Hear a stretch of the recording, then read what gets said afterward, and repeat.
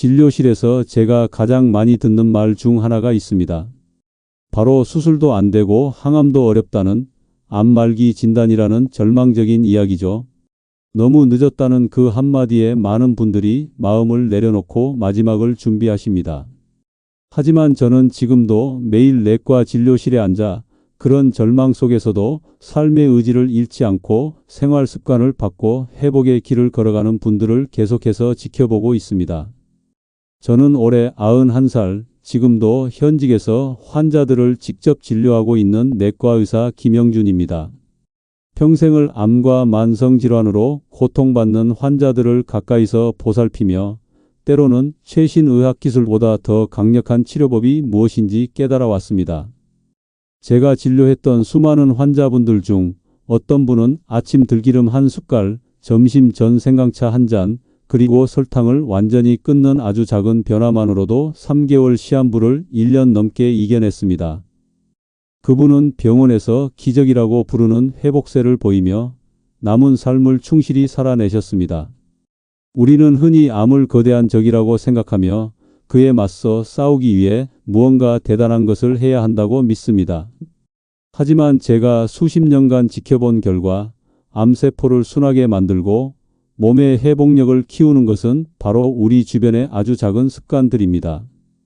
암이라는 거대한 병마 앞에서도 삶을 포기하지 않고 꾸준한 노력으로 스스로의 몸을 돌보는 것, 이것이야말로 가장 강력한 치료법일지도 모릅니다.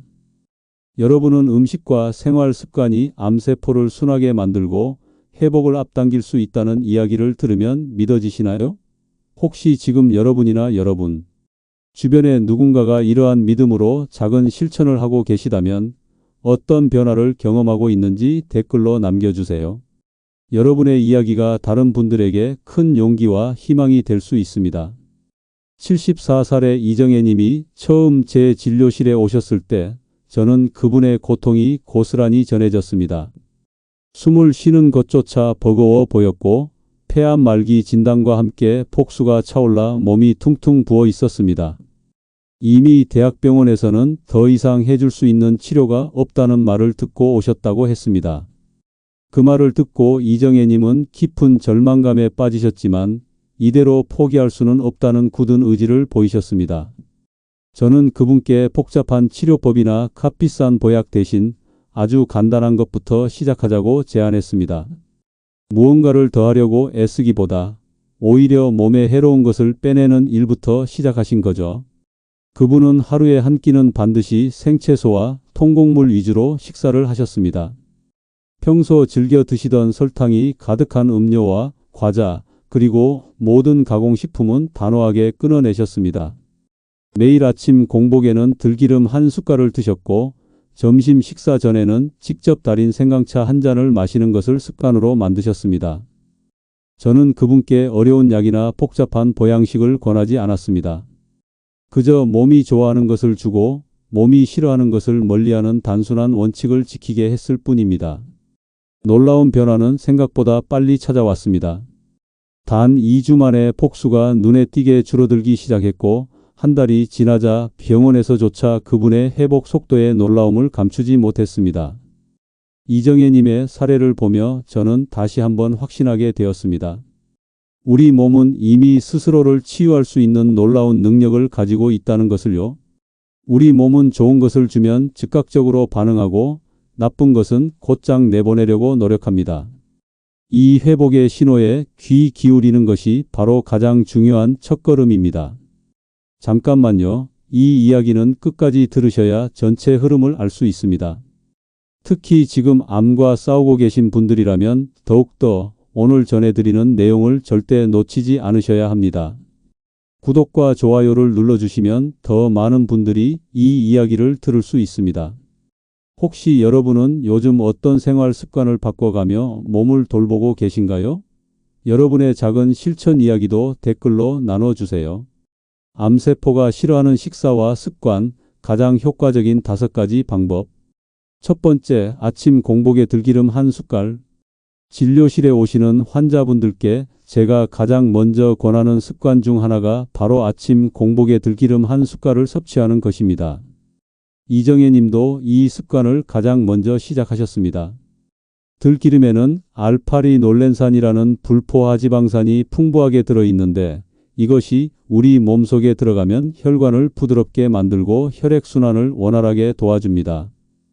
또한 만성 염증의 원인이 되는 염증 수치를 효과적으로 낮춰주는 역할도 합니다.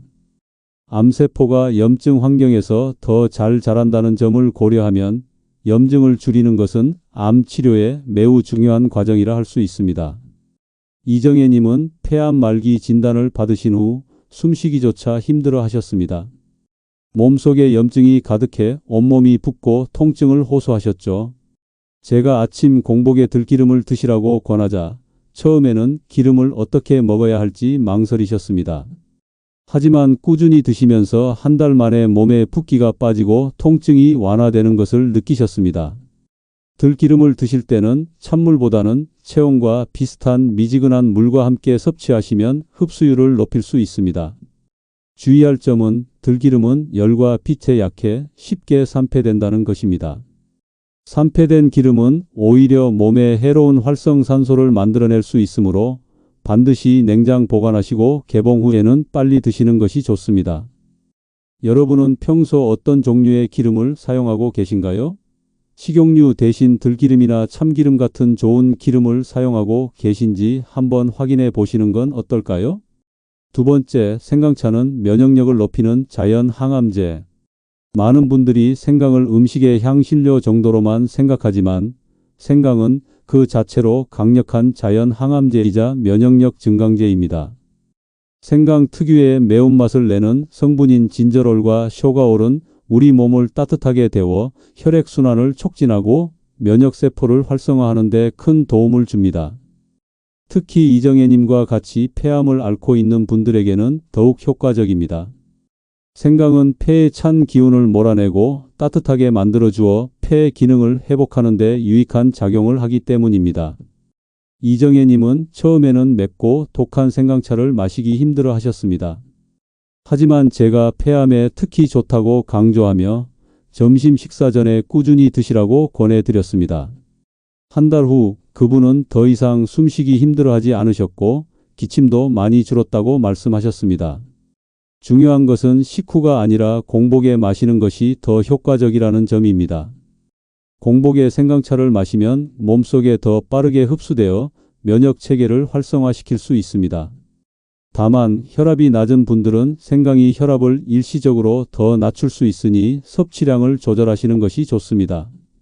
여러분은 생강차를 얼마나 자주 그리고 얼마나 많이 드시고 계신가요? 건강을 위해 매일 한 잔씩 드시는 습관을 들여보시는 건 어떨까요? 세 번째, 설탕 섭취를 끊으면 암세포는 약해집니다.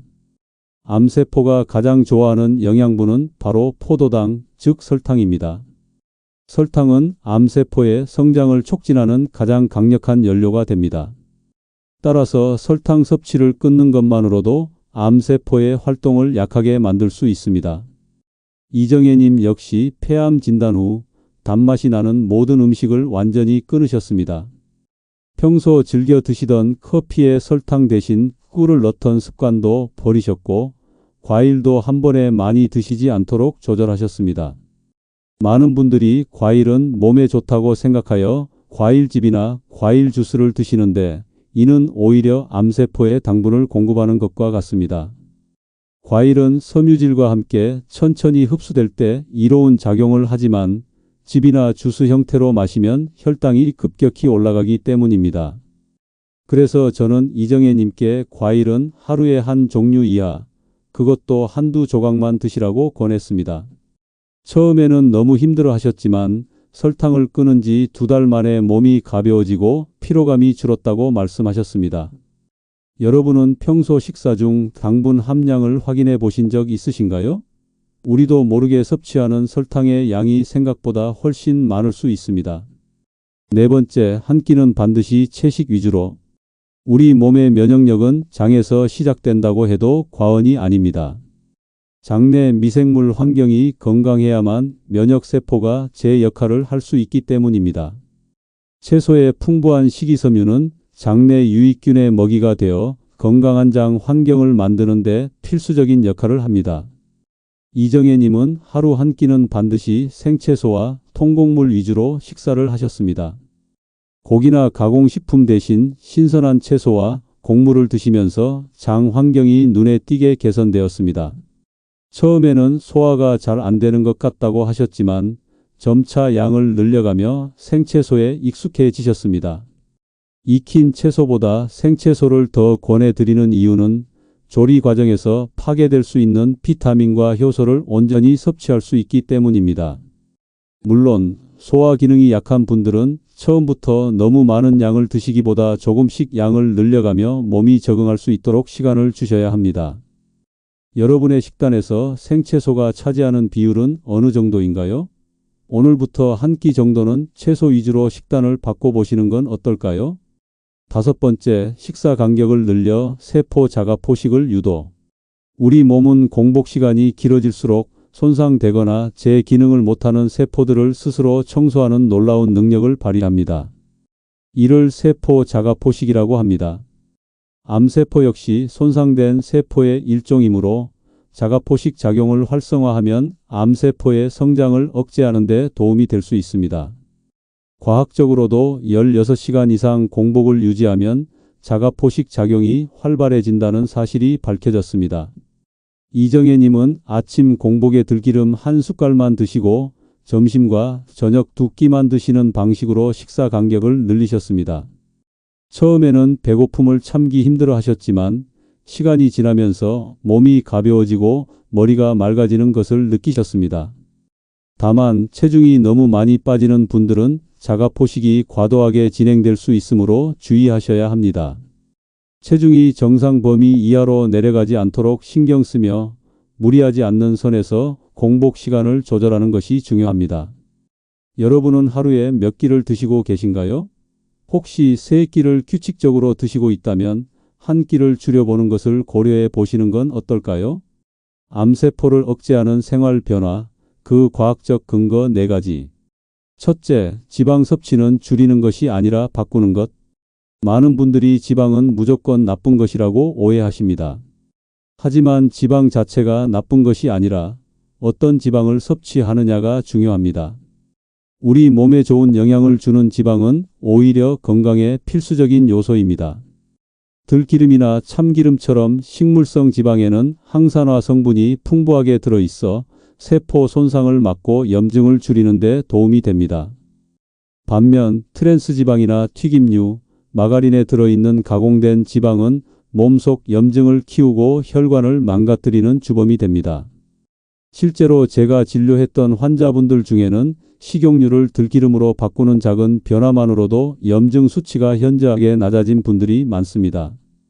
특히 튀김 요리를 자주 하시거나 빵이나 과자 같은 가공식품을 즐겨 드시는 분들은 지방의 종류를 바꾸는 것만으로도 큰 효과를 보실 수 있습니다. 혹시 아직도 튀김기름을 여러 번 재사용하고 계신가요? 오래된 기름은 산패되어 몸에 해롭습니다. 신선한 기름으로 바꿔서 사용하시는 것이 건강을 지키는 중요한 습관입니다. 둘째, 뜨거운 물만으로도 몸이 변합니다. 암세포는 열에 약하다는 사실 알고 계셨나요? 우리 몸의 체온이 1도만 올라가도 면역력이 몇 배나 증가한다는 연구 결과도 있습니다. 따라서 우리 몸을 따뜻하게 유지하는 것은 면역력 증진에 매우 효과적인 방법입니다. 가장 쉽고 간단한 방법은 바로 따뜻한 물을 자주 마시는 것입니다. 따뜻한 물은 혈액순환을 원활하게 하고 장과 간 기능을 회복시키는 데 큰 도움을 줍니다. 차가운 물이나 음료 대신 40도 안팎의 따뜻한 물을 수시로 마시는 습관을 들이는 것이 좋습니다. 특히 몸이 차가운 분들은 평소보다 더 자주 따뜻한 물을 마시려고 노력하셔야 합니다. 혹시 식후에 속이 자주 더부룩하다고 느끼신다면 식사 후 30분 정도 지난 뒤에 따뜻한 물을 마시는 것이 소화에 도움이 될 수 있습니다. 여러분은 하루에 따뜻한 물을 몇 잔이나 드시고 계신가요? 오늘부터라도 차가운 물 대신 따뜻한 물을 가까이에 보는 건 어떨까요? 셋째, 비타민 D는 약이 아닌 빛으로 채우는 게 더 좋습니다. 면역력에 있어서 비타민 D가 중요하다는 사실은 이미 잘 알려져 있습니다. 그런데 비타민 D를 약으로만 채우려고 하는 분들이 많습니다. 물론 약의 도움을 받는 것도 좋지만 가장 강력하고 자연스러운 면역 조절 도구는 바로 햇빛입니다. 햇빛을 쬐면 우리 몸은 스스로 비타민 D를 합성합니다. 이 비타민 D는 면역 체계를 강화하고 암세포를 억제하는 데 중요한 역할을 합니다. 하루에 20분 이상 팔과 다리에 햇빛을 쬐는 것만으로도 충분한 비타민 D를 얻을 수 있습니다. 햇빛이 가장 강한 시간대를 피해서 오전 10시 이전이나 오후 4시 이후에 햇볕을 쬐는 것이 좋습니다. 다만 너무 오랫동안 햇빛을 쬐면 피부에 무리가 가거나 오히려 피로감을 유발할 수 있으니 시간을 잘 조절하는 것이 중요합니다. 혹시 최근에 햇빛을 제대로 쬐어본 적 있으신가요? 오늘 점심 식사 후 가볍게 산책하며 햇볕을 느껴보시는 건 어떨까요? 넷째, 숨이 찬 활동을 3분만 해도 세포가 반응합니다. 많은 분들이 운동은 거창하게 해야만 효과가 있다고 생각하십니다. 하지만 제가 환자분들께 권하는 운동은 거창한 것이 아닙니다. 가벼운 유산소 운동만으로도 우리 몸의 면역세포가 깨어나고 활성화됩니다. 꼭 헬스장이나 운동시설에 가지 않아도 됩니다. 집안일을 하거나 산책을 할 때도 약간 숨이 찰 정도의 움직임만으로 충분한 효과를 얻을 수 있습니다. 하루에 단 한 번이라도 가슴이 뛰는 순간을 만들어 보세요. 계단을 오르내리거나 빠른 걸음으로 걷는 것만으로도 우리 몸속 세포들은 즉각적으로 반응하기 시작합니다. 물론 심장이 약한 분들은 반드시 전문의와 상담을 한 후에 운동을 시작하셔야 합니다. 자신의 몸 상태를 잘 아는 것이 가장 중요합니다. 오늘 하루 얼마나 몸을 움직이셨나요? 퇴근 후 텔레비전 앞에 앉아 있기보다 간단한 스트레칭이라도 시작해 보는 건 어떨까요? 암과 싸운다는 건 결국 내 몸 밖의 거대한 병마와 싸우는 일이 아니라 내 몸 안의 환경을 바꾸는 일이라는 걸 저는 평생 진료 현장에서 깨달아 왔습니다. 잘못된 식습관과 생활 습관으로 인해 염증이 가득하고 면역력이 떨어진 상태에서는 아무리 좋은 치료를 받아도 회복이 더딜 수밖에 없습니다. 반대로 음식과 물, 기름, 생활 습관을 바꾸는 것만으로도 몸은 스스로를 치유하는 놀라운 능력을 발휘합니다. 그걸 저는 단순한 지식이 아니라 환자 한 분 한 분의 회복을 통해 직접 보아왔습니다. 3개월 시한부를 선고받고도 생활을 바꿔 1년 넘게 생존한 74세 이정혜님, 그리고 81세 김만수님처럼 간암으로 항암 치료조차 포기했지만 하루 2끼만 먹고 정제된 밀가루와 설탕을 끊은 후 피부색이 돌아오고 체온이 오르며 식욕을 되찾은 분도 계셨습니다. 이분들은 수술 대신 숟가락을 바꿨고 약 대신 습관을 고쳤습니다. 그 결과는 분명합니다. 우리 몸은 좋은 것을 주면 반응하고 해로운 것을 멀리하면 정화됩니다. 제가 강조하는 식단의 변화도 마찬가지입니다. 아침 공복에 들기름 한 숟갈, 점심 전에 마시는 생강차 한 잔, 설탕을 끊는 식습관, 하루 한 끼는 생채소 위주의 식사로 바꾸는 것, 그리고 식사 간격을 늘려 세포 자가 포식 작용을 유도하는 습관까지. 들기름의 오메가9 지방산은 혈관의 탄력성을 높이고 생강이 진저롤 성분은 체온을 올려 면역세포를 활성화시킵니다. 설탕은 암세포의 주요 연료입니다. 이걸 줄이기만 해도 암세포는 생존에 불편을 겪게 됩니다. 그리고 16시간 이상의 공복은 몸속 손상된 세포를 청소하는 자가포식 작용을 일으킵니다. 이 모든 작용은 이미 여러 연구와 환자의 회복 사례를 통해 검증되고 있습니다. 저는 이 모든 걸 단지 책이나 논문에서 배운 것이 아닙니다. 수천 명의 환자를 진료하고 상담하고 다시 마주하면서 배운 겁니다.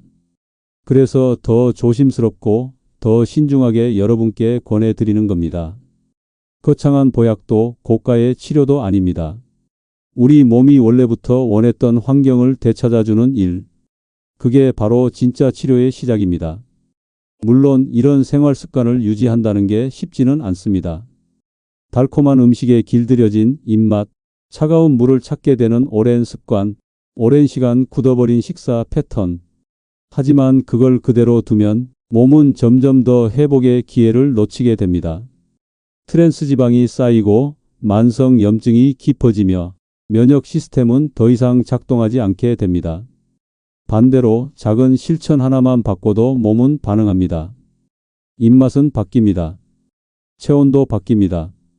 몸 안의 통증이 줄고 아침에 일어났을 때의 가벼움이 달라집니다. 그리고 무엇보다 사랑하는 사람들과 함께할 수 있는 시간이 길어집니다. 그게 우리가 건강을 지키려는 가장 큰 이유 아닐까요? 오늘부터 거창한 목표를 세우지 마세요. 저는 딱 한 가지만 제안드립니다. 아침 공복에 들기름 한 숟갈부터 시작해 보십시오. 입맛이 맞지 않더라도 하루 이틀 드셔보면 몸이 반응할 겁니다. 그 한 입이 여러분의 세포를 깨우고 이정혜님처럼 새로운 변화의 길로 들어서는 출발점이 될 수 있습니다. 다음 영상에서는 오늘과는 반대로 우리가 무심코 하고 있는 암세포를 자극하는 습관 3가지를 알려드리겠습니다. 그 영상도 놓치지 마시고 꼭 확인해 주시길 바랍니다. 여러분은 오늘 어떤 한 가지를 바꿔보시겠습니까? 가장 먼저 고쳐야 할 식습관은 무엇이라고 생각하시나요? 댓글로 여러분의 다짐을 남겨주시면 좋겠습니다.